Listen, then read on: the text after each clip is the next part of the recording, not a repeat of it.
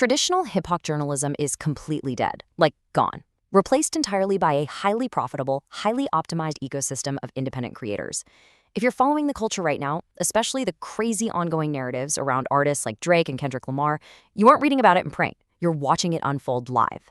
So as a content strategist, I want to break down exactly how this new media machine operates, who is actually pulling the strings, and why their retention strategies have millions of viewers completely hooked. Here's the roadmap for today's explainer. 1. The modern rap media. 2. The podcast provocateurs. 3. The live stream general. 4. The deep dive detective. And 5. The hip-hop ecosystem. Let's get right into it. Section 1. The modern rap media. Look, the culture simply does not wait for a weekly magazine or a polished editorial anymore. We want it now. What's absolutely fascinating from a strategy perspective is that all of these creators are essentially covering the exact same breaking news, like that massive Drake and Kendrick Lamar fallout, but they've built entirely unique video formats to capture and hold our attention. It's not just what they're saying, it's how they package it for the algorithm. Let's jump into our first archetype and see exactly how this works in practice. Section 2. The podcast provocateurs. Our prime example here is the comedy and cultural podcast Brilliant Idiots, hosted by Charlemagne the God and Andrew Schultz.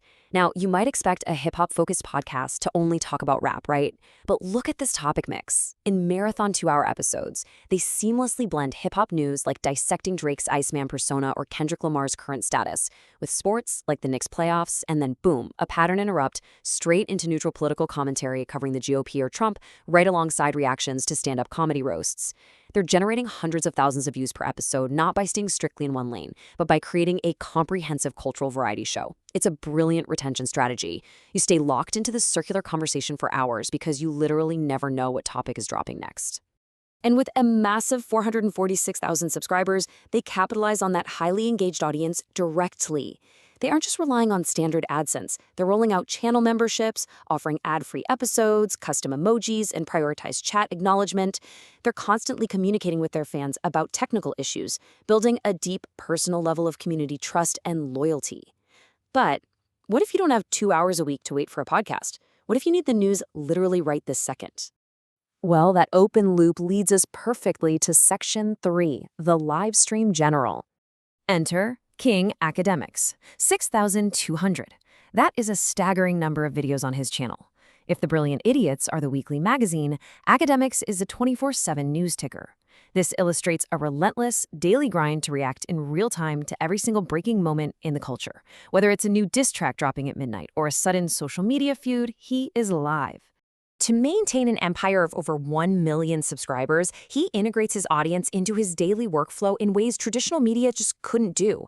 He actively polls his viewers, crowdsourcing his own broadcasting schedule by asking if they prefer a morning, evening, or late-night stream. This creates an intense parasocial relationship. The audience feels like they're essentially co-producing the show, which naturally skyrockets his engagement and watch time. So let's contrast these two models for a second. On one side, you have the highly curated multi-topic, sit-down cultural debate of a weekly podcast. And against that, you have daily, rapid-fire live stream reactions dropping the exact moment news hits the timeline, instantly covering everything from Lil Baby drama to Drake vacationing and Turks and Caicos. Two entirely different retention strategies, but both absolutely dominating the same media ecosystem. Yet there's a third, completely different player in this game, and their analytics might actually be the most shocking of all. Section 4. The deep dive detective. Enter the heavily researched video essayist, represented perfectly by the channel What's the Dirt. Over 10 million views, 10,333,725 to be exact. This astronomical view count is on a single Drake versus Kendrick Lamar breakdown. And here's the crazy part. What's the Dirt achieved this monumental milestone with fewer than 400,000 subscribers. How does a channel punch that far above its weight class? They do it by ignoring the rapid-fire news cycle entirely and focusing on intense, meticulous quality. Let's break down this intense production cycle, because it's the complete opposite of instantaneous live reactions. The narrative history might begin 10 years ago. Then comes months of deep dive research into hidden messages in J. Cole and Drake music videos. A month out, they're painstakingly editing a 1-hour documentary. And a week before release, they're running copyright tests just to ensure the video actually survives on the platform. It's a massive investment of time. But this meticulous approach builds insane hype. Their transparency in sharing community updates, like confirming a video is 100% done and undergoing copyright testing, makes the release feel like a massive cinematic event.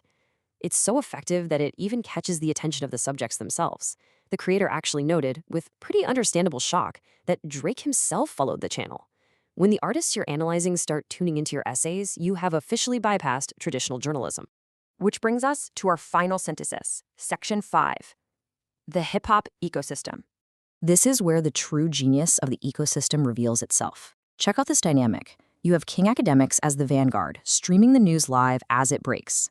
Days later, brilliant idiots take that raw news and contextualize it, debating it for 2 hours on their weekly podcast. Finally, months later, What's the Dirt archives that entire cultural moment in a definitive, comprehensive video essay. It is a completely self-sustaining media cycle. News breaks, news is debated, news is historically archived. And it's all built entirely by independent creators.